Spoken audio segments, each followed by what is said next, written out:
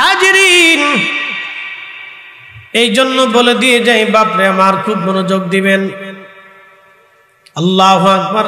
আমরা শ্রেষ্ঠত্ব আল্লাহ আমাদেরকে দিলেন জুমা। তো জুমার জন্য আপনি রওনা দিলেন, যাচ্ছেন, প্রত্যেক কদমে দিয়ে মসজিদে গেলেন। গাড়িতে গেলেন না, হেঁটে গেলেন। প্রত্যেক কদম দিয়ে মসজিদে ঢুকলেন, প্রথম কাতারে বসলেন। সুনানুত তিরমিজিতে আমার পেয়ারা নবী জুমার ফজিলত বলতে যায় বললেন, সাহাবীরা রে, খুতবা শুনলে, নামাজ পড়লে, আদবের সাথে মসজিদ থেকে বের হয়ে হেঁটে বাড়ি আসলে প্রত্যেক কদমে 1 বছর ইবাদত, 1 বছর রোজা রাখলে যেই নেকি হবে, 1 বছর ধরে ইবাদত করলে যেই নেকি হবে, আমার উম্মতের আমলনামায় প্রত্যেক কদমে ওই 1 বছরের নেকি আমার আল্লাহ দিয়ে দিবে। 100 কদম হলে 100 বছর, 1000 কদম হলে 1000 বছর, 500 কদম হলে 500 বছর। একবার জোরে বলা যাবে কি মারহাবা? বুঝতে কি কষ্ট হচ্ছে আপনাদের? একসাথে বলেন আল্লাহু আকবার। কি দারুণ কথা! প্রত্যেক কদমে কয় বছর? জোরে বলেন কয় বছর? ঈসা নবীর উম্মত কয়শো বছর? সে 400 বছর ধরে যা করছে, আপনি এক জুমায় যাবেন আর আসবেন, তা হয়ে যাবে, যাবেন আর আসাতে তা হয়ে যাবে। এজন্য নবী বললেন, শুধু জুমা আমার উম্মতকে দেয়া হয়েছে, অন্য কাউকে দেয়া হয়নি। জুমা। আল্লাহ কোরআনে বললেন, ইয়া আইয়ুহাল্লাযীনা আমানু ইযা নুদিয়া লিস-সালাতি মিন ইয়াউমিল জুমআহ, যখন জুমার জন্য আযান পড়ে যাবে, আহ্বান করা হবে, ফাসআউ ইলা যিকিরিল্লাহি ওয়া যারুল বাই'আ, আমার বান্দা জুমার নামাজ পড়ার জন্য বেচা বিক্রি, ব্যবসা বাণিজ্য যা কিছু আছে সব তোমরা ছেড়ে দেবা। কেন আয়াত নাজিল হয়ে গেল শুনিয়া যান। আমার নবীজি খুতবা দিচ্ছেন, মদিনাতে একেবারে 7 দিন দুর্ভিক্ষ, মদিনার বাজারে কোনো খাবার নাই, কোনো চাল নাই, ডাল নাই, জব নাই, খেজুর নাই, আটা নাই, ময়দা নাই, কিচ্ছু নাই। মদিনার বাজার একেবারে ফাঁকা হয়ে গেল। কোনো বণিক দল মদিনায় আর আসে না, পণ্য সামগ্রী মদিনায় আর ঢোকে না। 7 দিন পর্যন্ত মদিনার মানুষ ক্ষুধার্ত। টাকা আছে কিন্তু খাবার নাই, টাকা আছে খাবার নাই। অসুবিধার মধ্যে পড়ে গেল মদিনার মানুষ। খুবই কঠিন পরিস্থিতির শিকার হয়ে গেল মদিনার মানুষ। শিকার হয়ে যাওয়ার পরে আল্লাহর নবী জুমার দিনে খুতবা শুরু করলেন। একজন ঘোষক এসে জানাইলো, শুনছো মদিনাবাসী রে, মদিনার মধ্যে একটা বণিক দল আসছে, তোমরা তোমাদের খাবার দাবার যা যেখানে প্রয়োজন নিয়ে আসো। মসজিদ থেকে সব বের হতে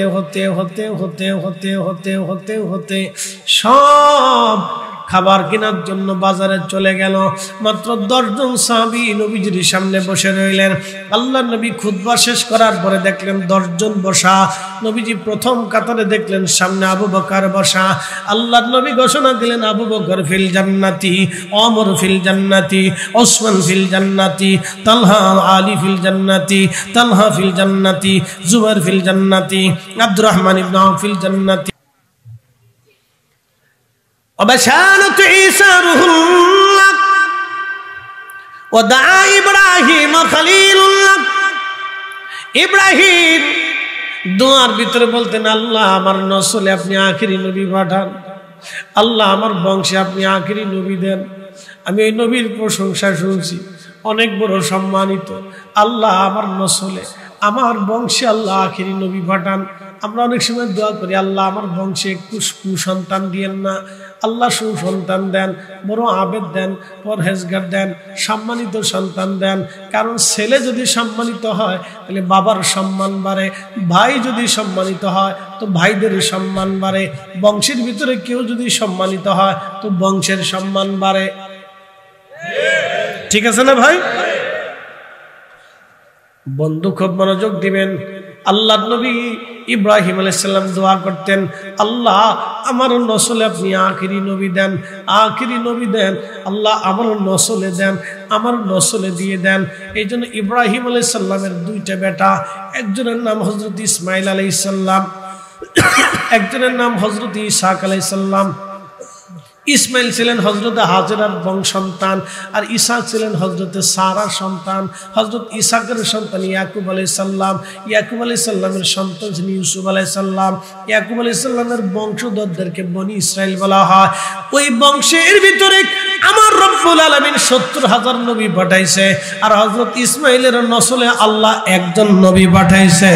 ৭০,০০০ কেন, ১৬ লক্ষ নবী যদি এক পাল্লায় দেন, আর আমার নবীকে যদি আর এক পাল্লায় দেন, ১৬ লক্ষ নবীর আল্লাহ যাহা দিয়েছে তার চাইতে ৭০ গুণ বেশি আল্লাহ আমাদের নবীকে দিয়েছে। একবার জোরে বলা যাবে কি আল্লাহু আকবার? না না না না, জোরে জোরে জোরে জোরে। আরে ১৬ লক্ষ নবীর আল্লাহ যা দিয়েছে তার চাইতে ৭০ গুণ বেশি আল্লাহ আমাদের নবীকে দিয়েছে। ১৬ লক্ষ নবীর উম্মতকে আল্লাহ যা দিয়েছে তার চাইতে ৭০ গুণ বেশি আল্লাহ আমাদেরকে দিয়েছে। চিৎকার করে বলেন মারহাবা। আমাদের দাম বুঝছেন নি? আমাদের মর্যাদা বুঝছেন নি? মর্যাদা আমাদেরটা বুঝে যান। আমাদেরটা যদি এটা হয়তো রসুলেরটা কত ছিল তো বুঝে যান। আপনি ইয়া নবী সালামু আলাইকা বলার পরে দাঁড়ান, কয় ঘন্টা দাঁড়ান? এই সামান্য তাজিমে রসুলের ইজ্জতের হক আদায় হয় না। কি কথা ঠিক আছে না ভাই? তারপরেও আমরা দাঁড়াই, আমরা নাফরমান নাসিস গুনাহগার, তারপরেও দাঁড়াই। আর ওনারা বেদাতের ফতোয়া নিয়ে খুব কাঁচা দিয়ে বলে লাগছে, মনে যে আল্লাহ ওনারা টেন্ডার দিয়ে দুনিয়াতে পাঠাইছে, এটা বন্ধ করতেই হবে। কিন্তু আজও পর্যন্ত একটা পুঁথিতলায় বন্ধ করতে পারে নাই। কি কথা কর না কেন? আজও পর্যন্ত একটা সুদের কারখানা বন্ধ করতে পারে নাই। তখন কিন্তু ওনারা এটা বন্ধ করার জন্য উঠে পড়ে লাগছে। মনে হয় যে ওনাদেরকে আল্লাহ টেন্ডার দিয়ে দিচ্ছে। আল্লাহ আমার ভাইদেরকে বুঝ দিক, আর আমাদেরকে বেশি বেশি করে আল্লাহ রসুলের তাজিম তারবিয়ত এবং নবীজির মোহাব্বত দিয়ে আমাদের দিলকে উজালা করে দিক। বলেন আমিন।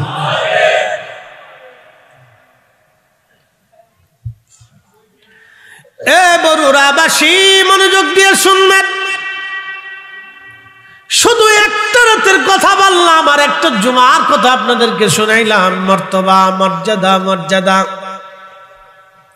আপনি আপনার সন্তানকে বড় ভালোবাসেন, আপনি আপনার বেটাকে বেশি ভালোবাসেন বলে কারণ কি? ছেলেটা মেহবুব। আপনার মেহবুব হচ্ছে আপনার ছেলে। আপনি ছেলেটাকে খুব ভালোবাসেন, মেয়েটাকে খুব ভালোবাসেন, কারণ আপনার টুকরা সন্তান। ছেলে মেয়েদেরকে খুব মহব্বত করেন বলে কি? আপনার কলিজার টুকরা সন্তান। তো কলিজার টুকরা সন্তানদেরকে আপনি খুব মহব্বত করেন, ভালোবাসেন। কারণ কি? বাচ্চারা আপনার মেহবুব, বাচ্চারা আপনার মেহবুব, এই জন্য মহব্বত করেন। শোনেন, বাচ্চারা যা চায় আপনি তাই কিনে দেন বলে কারণ কি? বেজার হবে।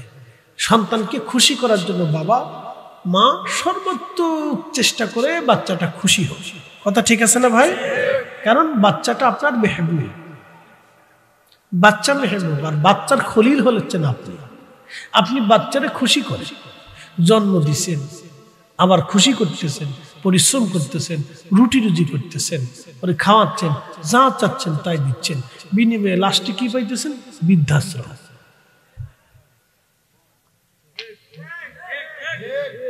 বিনিময়ে লাস্টে কিছু পাচ্ছেন যদি সন্তান মানুষ না। তো লাস্টে আমাদের দেশে অনেকে বৃদ্ধাশ্রম পায়। বৃদ্ধাশ্রম এখন নতুন সিস্টেম হয়েছে কি জানেন? শহরে বাসা ভাড়া করে দেয়।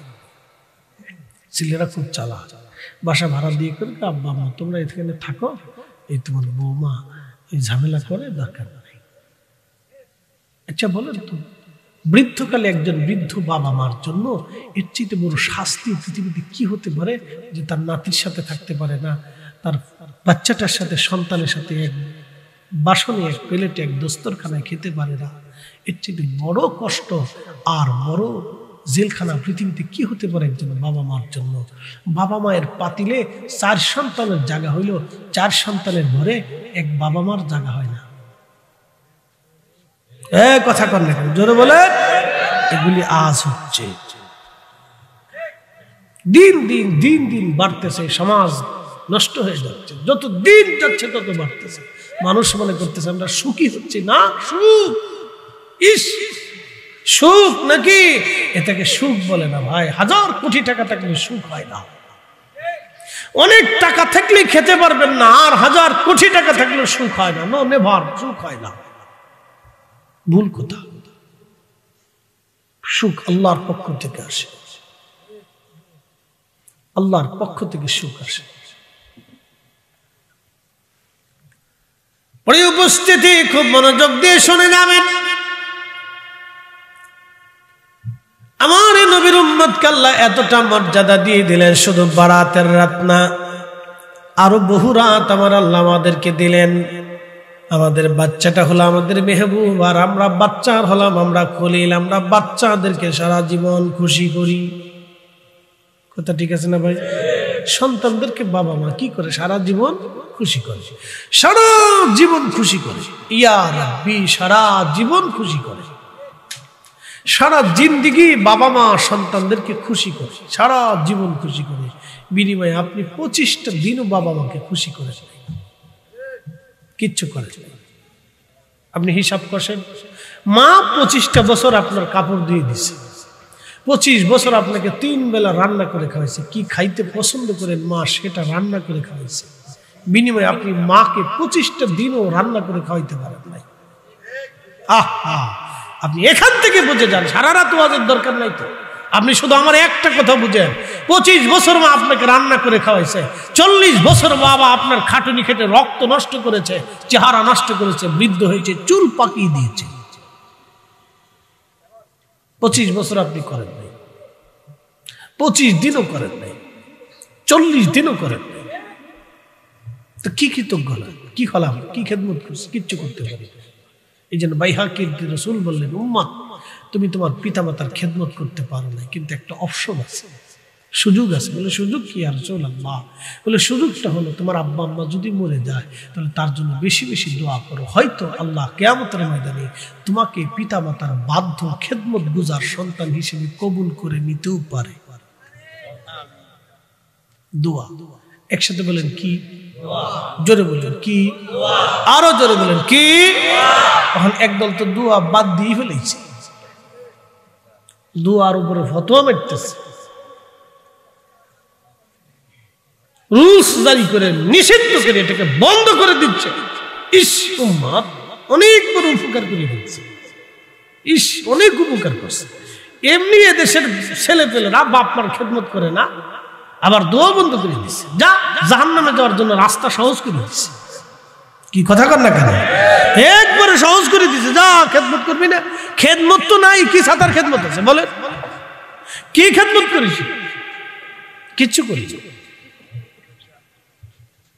পড়ে উপস্থিত আমার বন্ধু, আমার দোয়া দোয়া। আল্লাহু আকবার ওয়ালিল্লাহিল হামদু বিসমিল্লাহির রাহমানির রাহিম।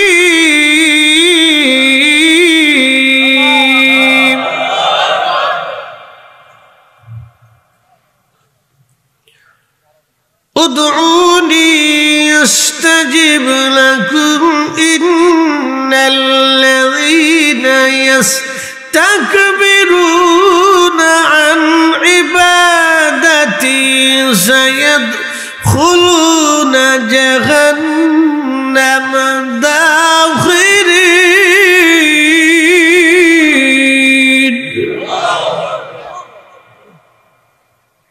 70টা গুণ এই উম্মতকে আল্লাহ দিয়েছে। কয়টা মর্তবা? 70। তার একটা মর্তবার নাম হচ্ছে উম্মতে মারহুমা।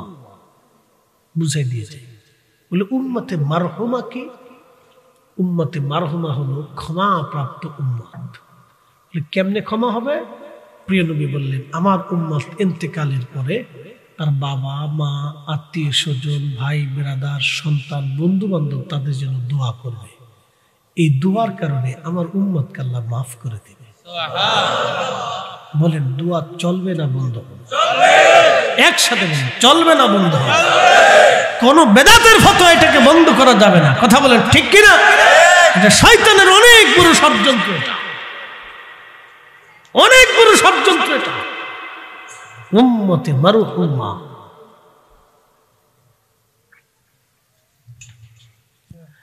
এ বরুণাবাসী, উম্মতে মারহুমা ক্ষমাপ্রাপ্ত উম্মতেরা আল্লাহ আমাদেরকে ক্ষমা করে দিবে, মাফ করে দিবে। উদুনি আস্তাজিব লাকুম, আমার কাছে চাও আমি তোমাদেরকে দেব, আমার কাছে চাও আমি তোমাদেরকে দেব। ইন্নাল্লাযীনা ইস্তাকবিরুনা আন ইবাদাতি সায়াদখুলুনা জাহান্নামা দাখিরিন।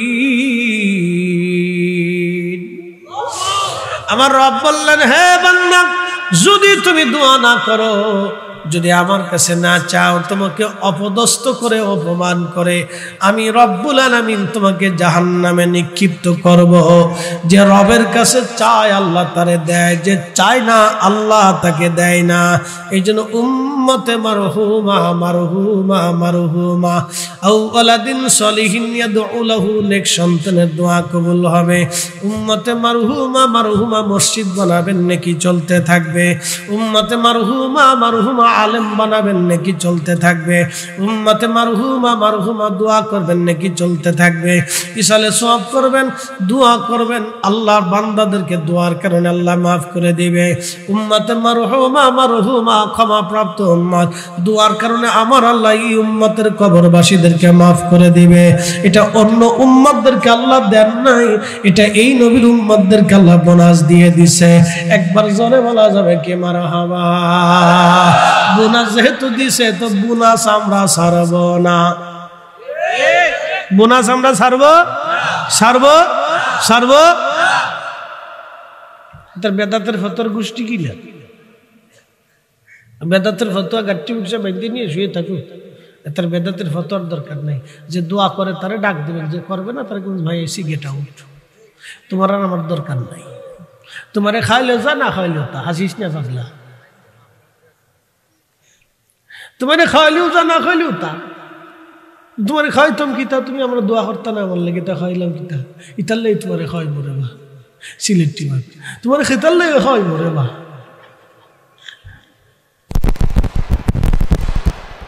জীবনের সুখী ব্যক্তি, পৃথিবীর সবচেয়ে সুখী ব্যক্তি আর কি, কোনো ঝামেলা নাই, দুনিয়ার কোনো চিন্তা নেই। ইয়া আল্লাহ, শুনে যান প্রিয় উপস্থিতি, আমার উম্মতে মারহুমা, আল্লাহ এই উম্মতকে কবরে দিবে, দোয়া করবে, আল্লাহ মাফ করে দিবে।